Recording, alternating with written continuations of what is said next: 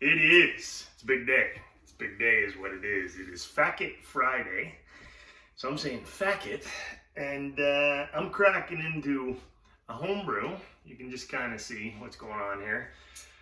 First homebrew I've brewed now, what, in over a year. Been so damn busy, but we're back at it now. Today's a taste test of American Pale Ale. I brewed, I think it was 3 weeks ago today, might have been 4.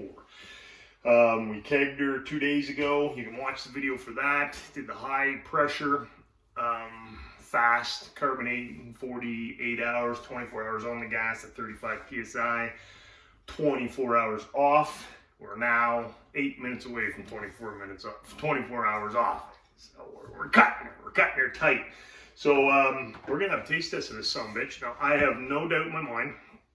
I haven't even poured it, I haven't tested it, so I'm sure 2 things are going to happen. One, it's going to be too foamy because I haven't bled it off. I just wanted you guys to experience the whole thing with me. On top of that, I'm going to pick up some sediment from the bottom, so it probably won't be as clear as pours in the future, i.e. in the next half an hour after I've got 4 or 5 of these, are going to be. Don't even know who the hell that is or what. I was given these glasses, but she thinks my tractor's sexy. Apparently it turns her on. Guaranteed this is gonna go. Yeah, exactly like I thought. So what I'm gonna do, instead of wasting all this, I'm gonna push pause, I'm gonna bleed her out, and we're gonna come back, and you're gonna see a nicely poured beer. So hang tight, yeah, all right. So we bled some off.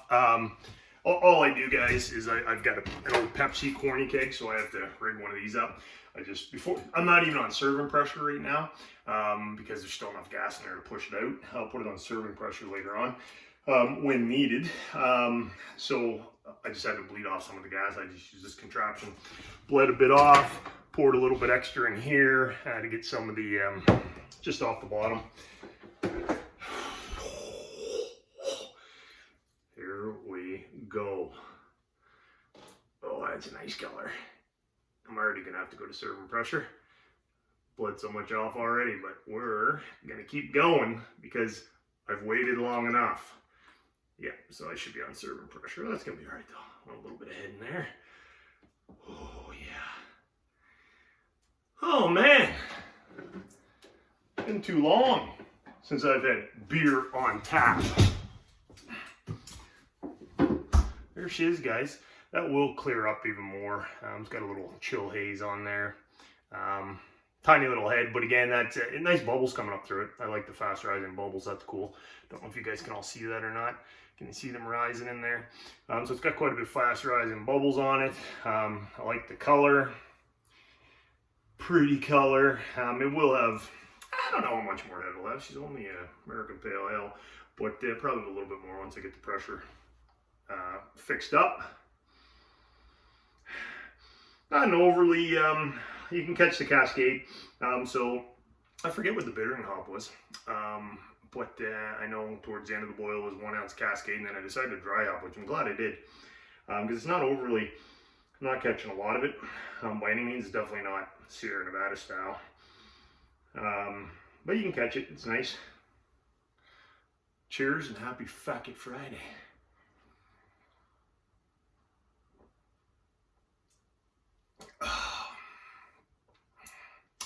Surprisingly does have a little bit more of a, I keep saying Sierra Nevada because Sierra Nevada is all cascade, but more than I thought it was.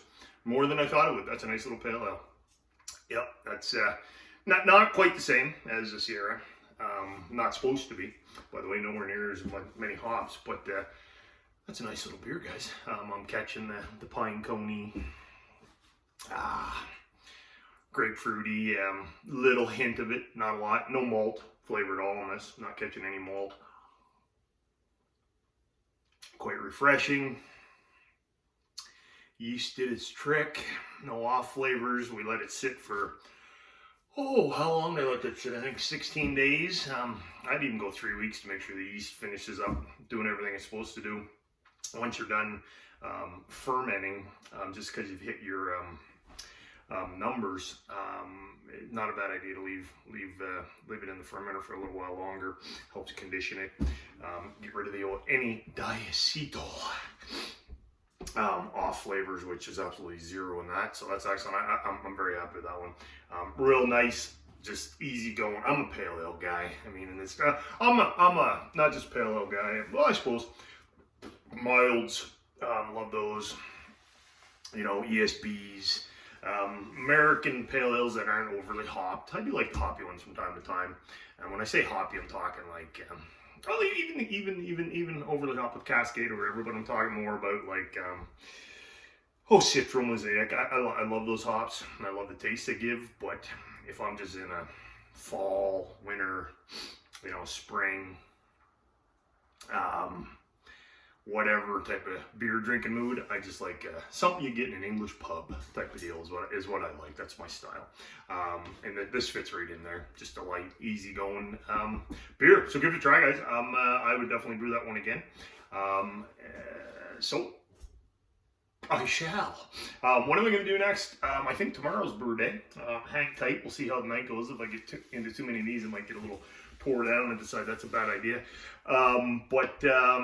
If I do, it's an English pale ale time.